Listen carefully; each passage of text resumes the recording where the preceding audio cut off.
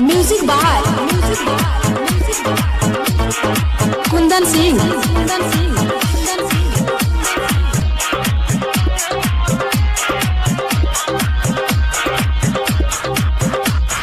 सुतल बानी राजा हम चोली खोली के सुतल बानी राजा हम चोली खोली के सटई बलमुआ फेविकोल से। सुतल बानी राजा हम चोली खोली के सटई बलमुआ फेविकोल से। चली हम डगरी हिली डोली के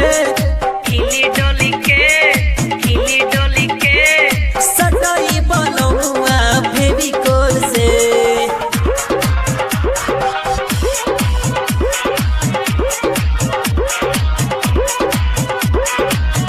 recording and mixing by Tinku सहानी।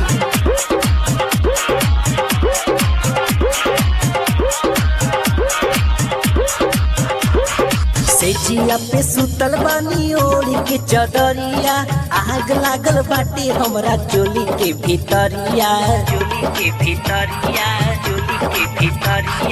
आज हम नहैले बानी से थल से सटई बलमुआ फेविकोल से।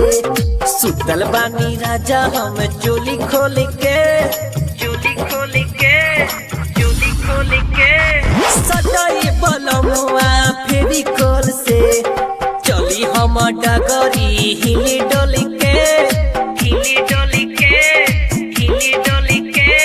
सटई बलमुआ फेविकोल से। Music by Kundan Singh.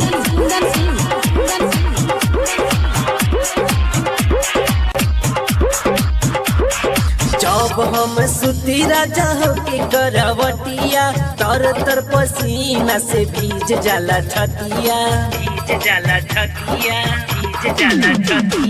खला हमके कोरा आज बाह खोल के सटई बलमुआ फेविकोल से।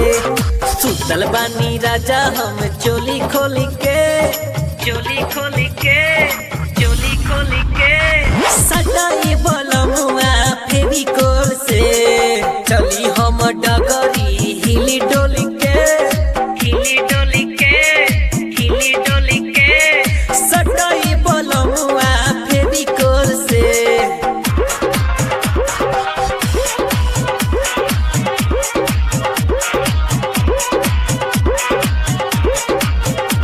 Recording and mixing by Tinku सहानी।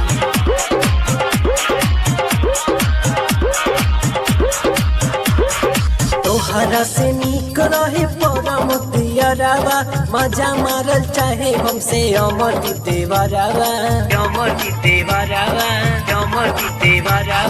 प्यार कर नितिन राजा की खोल के सटई बलमुआ फेविकोल से।